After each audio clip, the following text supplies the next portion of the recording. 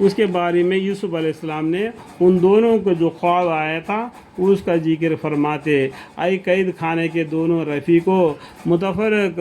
معبود اچھے یا ایک معبود برحق جو سب سے زیادہ زبردست ہے وہ اچھا، تم لوگ تو خدا کو چھوڑ کر صرف چند بے حقیقت ناموں کی عبادت کرتے ہو جن کو تم نے اور تمہارے باپ داداؤں نے ٹھہرا لیا ہے، خدا تعالیٰ نے تو ان کی کوئی دلیل بھیجی نہیں، کسی روشن کتاب سے بھی نہیں، کسی پیغمبر سے بھی نہیں، انہوں نے یہی کہا واتقوا اللہ واطیعون، جتنے بھی پیغمبر ہیں، ٹھیک ہے، ہم خدا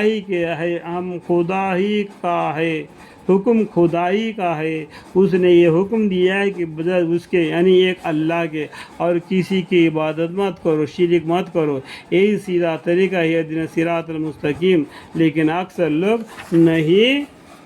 جانتے،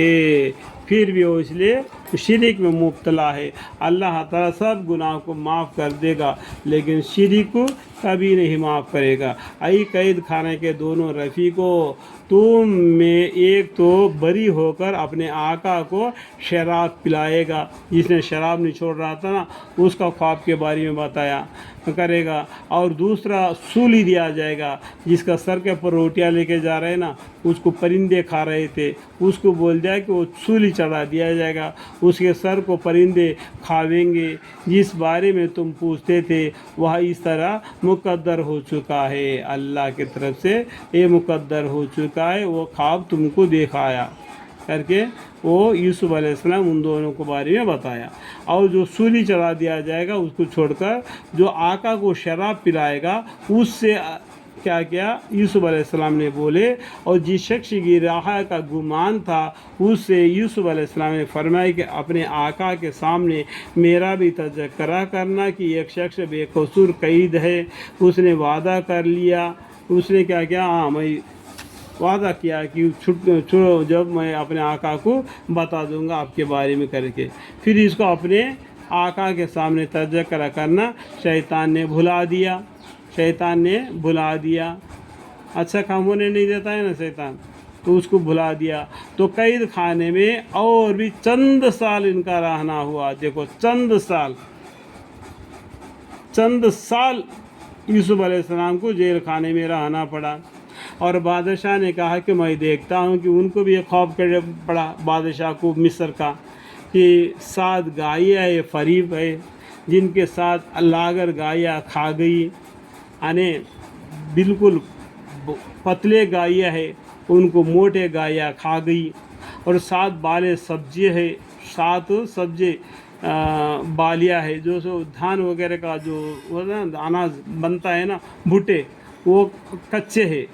اور ان کے علاوہ 7 اور ہے جو کہ خشک ہے، اور جو کچے بھی ہے اور سوکھے بھی ہے، 7 ایسا۔ اے دربار والو، اگر تم تعبیر دے سکتے ہو تو میری اس خواب کے بارے میں مجھ کو جواب دو۔ وہ لوگ کہنے لگے کہ یوں ہی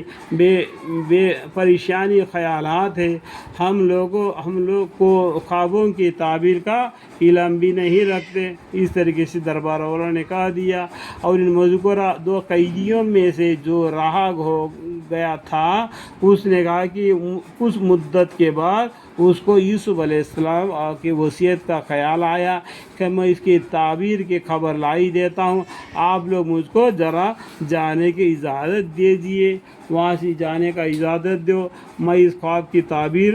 لے کے آتا ہوں۔ جو قید خانے میں جو یوسف علیہ السلام ہیں وہاں پر گیا، اس بندے نے وہ قید خانے میں پہنچا، اور یوسف علیہ السلام اے صدیق مجتمع، دیکھو کتنا عزت سے بلایا کہ آپ ہم لوگوں کو اس خواب کی جواب یعنی تعبیر دیجیے کہ 7 گائیاں موٹی ہے اور ان کو 7 دبلی گائیاں کھا گئی، اور 7 بالیاں ہری ہے، یعنی جو کیا بولتے ہیں آپ ہم لوگوں کو اس خواب کا جواب یعنی تعبیر دیجیے کہ 7 گائیاں موٹی ہے، ان کو 7 دبلی گائیاں کھا گئی، موٹی گائیوں کو دبلی گائیاں کھا گئی، اور 7 بالیاں ہرے ہے، اور اس کے علاوہ 7 خشک ہے، سوکھے ہے، تاکہ میں ان لوگوں کے پاس لوٹ کر جاؤں تاکہ ان کو بھی معلوم ہو جائے۔ آپ نے فرمایا کہ تم 7 سال متواتر غلہ بولنا، پھر جو فضل کاٹو اس کو بالوں ہی میں رہنے دینا تاکہ گھن نہ لگ جائے، مگر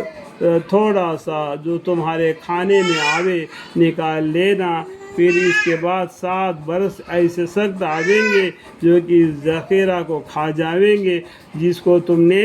ان برسوں کے واسطے جمع کر کے رکھا ہوگا۔ ہاں مگر تھوڑا سا جو رکھ چھوڑو گے، پھر اس کے بعد 1 برس ایسا آوے گا کہ جس میں لوگوں کے لیے خوب بارش ہوگی اور اس میں شراب بھی نچوڑیں گے۔ اس طریقے سے اس کا خواب کے بارے میں تعبیر یوسف علیہ السلام نے بتلا دی۔